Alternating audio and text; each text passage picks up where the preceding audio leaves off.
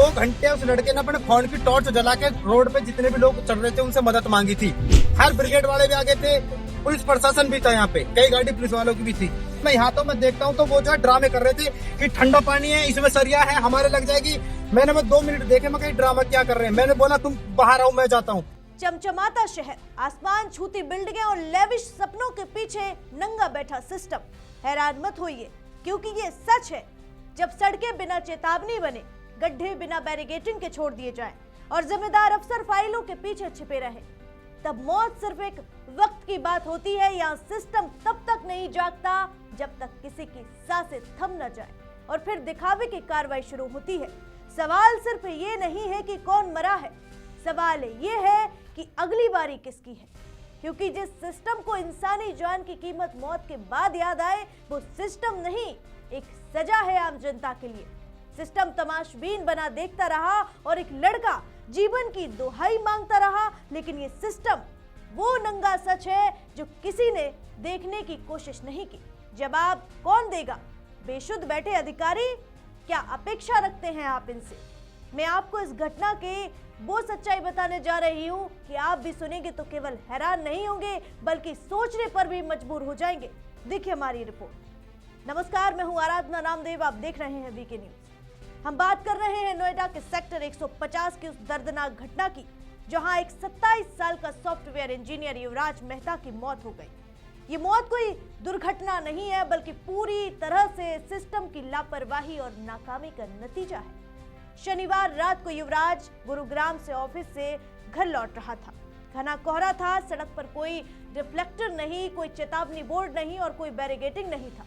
उसकी कार एक निर्माणाधीन मॉल के लिए खोदे गए 70 फीट गहरे गड्ढे में जा गिरी, जो पानी से भरा था। कार डूब गई। युवराज कार की छत पर चढ़ गया, मोबाइल की टॉर्च जलाकर मदद मांगता रहा। वो अपने पापा को फोन करके रोते हुए कह रहा था कि पापा मुझे बचा लो, मैं डूब रहा हूं, मैं मरना नहीं चाहता। लेकिन 2 घंटे तक वो संघर्ष करता रहा और आखिरकार डूब गया। बचाव टीम मौके पर पहुंची।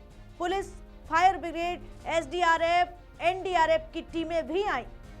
उनके पास सीढ़ी थी, लाइफ जैकेट थी, लेकिन कोई भी व्यक्ति पानी में नहीं कूदा, क्योंकि ठंड बहुत थी, कोहरा है, पानी के अंदर लोहे के तार हैं। एक लड़का जिंदगी और मौत की जंग लड़ रहा है, लेकिन पूरा सिस्टम तमाशा देख रहा था। क्या इनके अंदर संवेदनाएं नहीं है, या एक मासूम को देखकर भी इनकी मरी हुई संवेदनाएं जीवित ना हो सकी?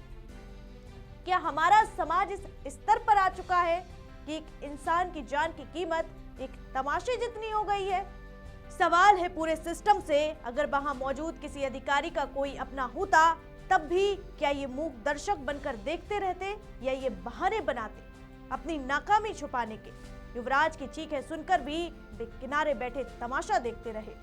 आखिर में फ्लिपकार्ट का डिलीवरी बॉय मोनिंदर, जो पास से गुजर रहा था, वो अपनी जान जोखिम में डालता है।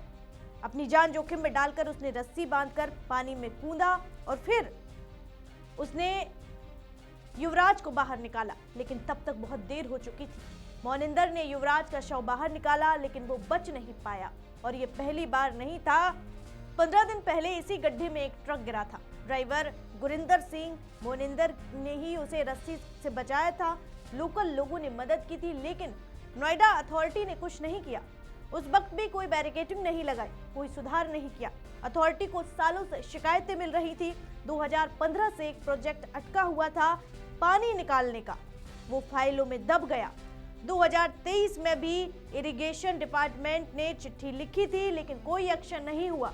इस पूरे मामले पर यूपी के सीएम योगी आदित्यनाथ ने बड़ा एक्शन लिया। नोएडा अथॉरिटी के सीईओ लोकेश एम को हटा दिया गया, वेटिंग लिस्ट में डाल दिया। 3 सदस्यों की एसआईटी बनाई गई, जिसे 5 दिनों में रिपोर्ट देनी है। नोएडा अथॉरिटी ने जूनियर इंजीनियर नवीन कुमार को सस्पेंड कर दिया। पुलिस ने एफआईआर दर्ज की। विल्डर, लोटस ग्रीन्स और बिस्टाउन प्लानर्स के खिलाफ और अज्ञात नोएडा अथॉरिटी अधिकारियों के खिलाफ ये एफआईआर युवराज के पिता की शिकायत पर हुई, जिसमें लापरवाही का आरोप है। एक लड़के की जिंदगी चली गई, किसी के घर का चिराग बुझ गया और किसी के पास जवाब नहीं है। अब देखना होगा कि बदलाव होगा या फिर कोई और मासूम इसी सिस्टम की बलि चढ़ेगा। वीके न्यूज, राष्ट्र के नाम।